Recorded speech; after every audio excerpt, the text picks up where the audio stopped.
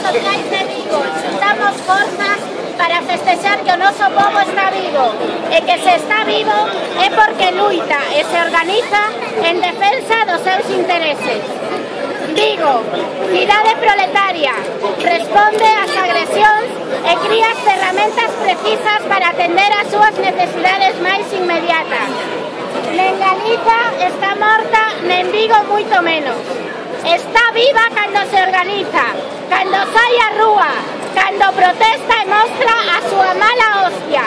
Galiza e Vigo están vivos tamén nos centros sociais, en todos vós, en nosoutras todas, en cada actividade que levamos adiante, en cada palestra, festa ou debate. Galiza está viva cada vez que saímos á rúa frente á represión do Estado español, cando defendemos aos multados, as represaliadas nos seus xuizos farsa, cando mostramos toda a nosa solidariedade cos secuestrados nas cadeas españolas. Galiza está viva e vizosa.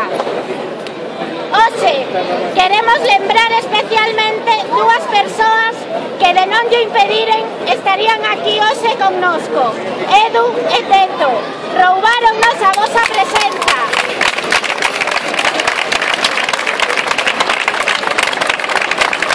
O voso ánimo.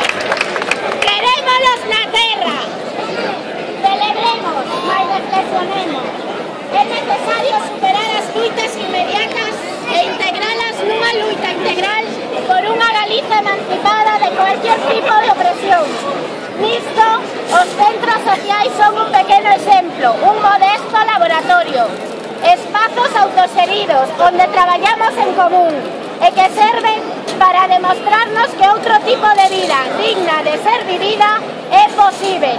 Os nosos anseios de liberdade non son ningunha utopía e probámolo día a día no Boueva, no Faísca e no Revolta.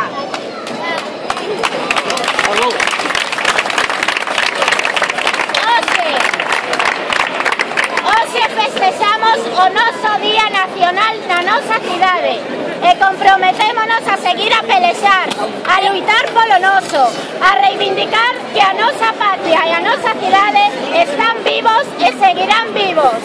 Puños, cerebro e corazón, nosa será a vitoria. Berrai conmigo, viva Galiza Ceibe! ¡Viva!